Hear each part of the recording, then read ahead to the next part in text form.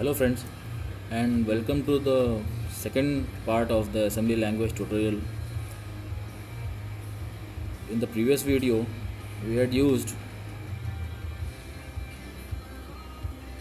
these all instructions to just print the contents of EX register to the screen. Just one more instruction I've added over here. This is NOP.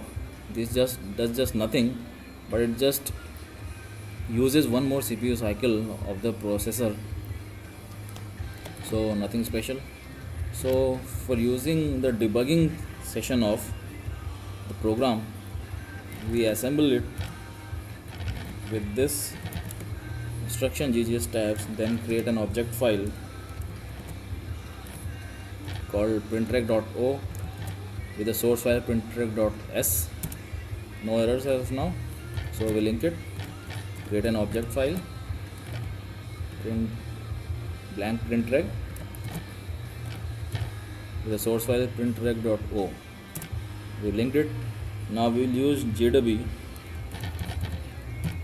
If you want to query whether your OS is having GDB or not, just query where is GDB. It will get you the location. If you don't have it, then just download it and install it onto your system. Okay, so we'll load the program in GDB.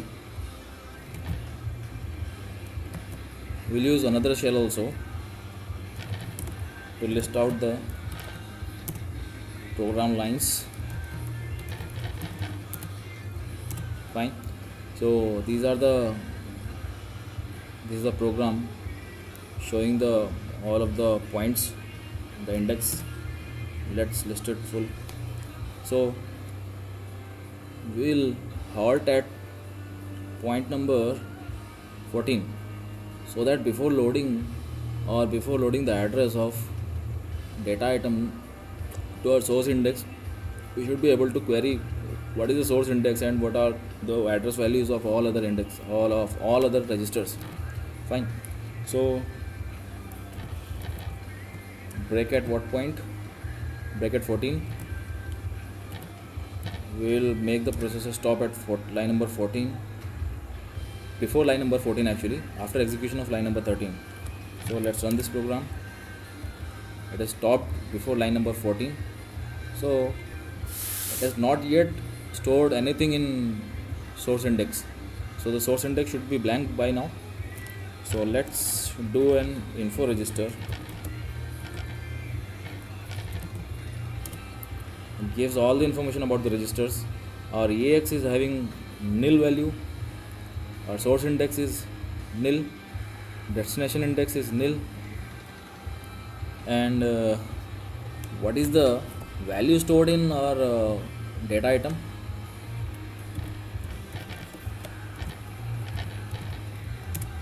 So our data item Ruby is at 90A8 address in memory, and it is having the content Ruby.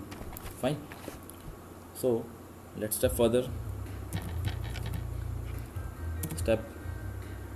Now program has been executed by this instruction. So what it does is loads this address to our source index.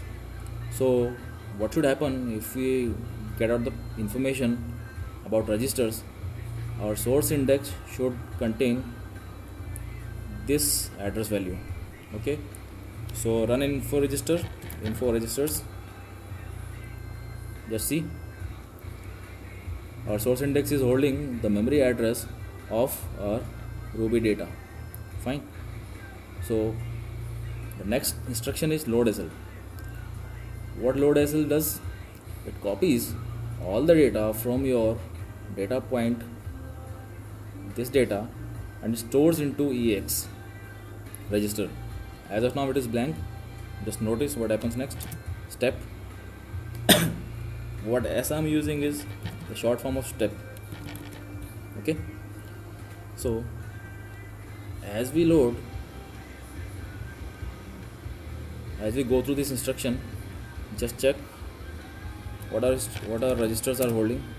Just notice our EX register has been filled up with the string, correct? So, and just notice one more thing, ESI is holding the value 90AC. What was the previous value? The previous value was 90A8. Fine. So 90A8 has been incremented by 4 values, by 4 bytes. So it shows that our source index has moved ahead by 4 bytes. That means source index must have been copying 4 bytes. That's why it is indexing, it is pointing to location which is 4 bytes ahead of the previous location. So what does EX hold right now? Let me check on the ASCII table. It is not on this laptop, actually it is on another PC. I didn't want to disturb the slides, so okay, you can download ASCII table from internet. So what does 72 hold? 72 is holding small r, 75 is holding small u, 62 is holding small b, and 69 is holding small I. So first come first get, r comes at the first place, u at the second, b at the third, and I at the fourth. So the command load SL has copied contents from our Ruby data to EX register. Fine. Now what is the next instruction? Load effective address of variable back to destination index. Fine. Load, where is it? Yeah. Load effective address of variable back to destination index. What it does, it copies the address of effective address of back variable to our destination index. What for? So that our variable becomes a destination and the items may be copied from the source, which is our EX register, to destination or be our back variable. Okay, so let's query. We have not yet stepped over this. So as of now our EDI should be pointing to a null value. See, EDI is pointing to a null value, it is not holding anything right now. What back is holding as of now, let's check it.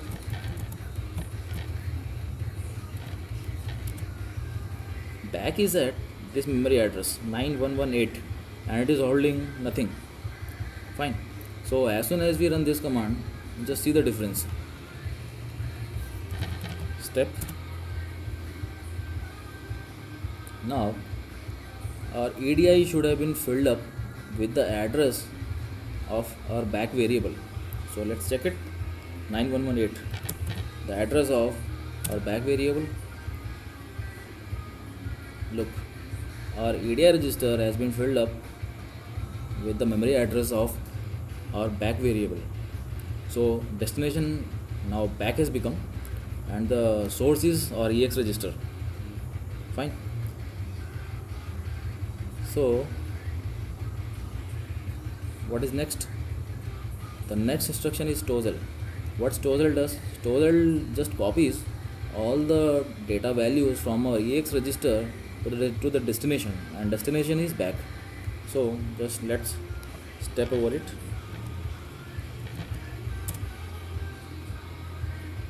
Tozl has been executed. Let's check. What should we check? We should check the value of back. Okay, where is it? \s $back. Congrats, the value which was stored in EX register has been now successfully copied to our back variable, and the memory address 9118 of destination. So destination has been back and the value has been successfully copied to our back variable. Fine. So now what we are going to do next? Next instructions are, after tozl, here starts the print routine. We got nothing interesting in this print routine, just accept this instruction for our interest. Okay, so we will run our, anyways, in your exercise, as you debug on your own, you can just keep checking through info registers for EX value, for EBX value and all those things, but I'm interested in checking the ECX value. So let's step till 23rd location. Step 22, 23rd. So as of now, ECX is blank. ECX is the value which is to be printed to the screen. Correct? So let's step further. ECX has been executed now. The ECX which was empty, let's check it right now. Look, ECX is pointing right now the memory address 9118. Do you remember? This is the address of our variable called back. Where is it? Look, 9118 is the address of our variable called back, which is holding the string Ruby right now. And the same thing has happened. ECX is now holding the address of our variable register. Sorry, of our variable back. So as we proceed further, it generates an interrupt. Interrupt prints this value to the screen. Now the exit routine has started. As you see, one is going to be stored in EX register. Inquire for registers. One value has been loaded. This is hexadecimal value 0x1. One has been loaded to our EX register. This is the call number for exit function. Fine. So we continue till end. Program exited with code 7. What was the return value I was returning to operating system? It is 7. Now I'll show you. Fine. Now you quit the program, run the program from command line. It prints the contents of EX register to screen. And what is the return value? 7. You see, this is the same value I am passing to operating system. Now if you again query for the return status, it has changed now. It is pointing 0. The 0 return status in Linux means that your previous command was executed successfully. So the previous command executes successfully $? It returns us the return number. It is executed successfully. Now again, if you query operating system, it says yes, the previous command was successful. You again run, again it will give 0. If you run something blah blah blah, no, it is not. Okay, anyways, the time is up right now. So you see the code. Use GDB on your own and query all the memory addresses, everything, and whatever you want to investigate. Fine. So please leave your comments if you want something extra or something in more depth. Okay, so thanks for watching. Bye for now.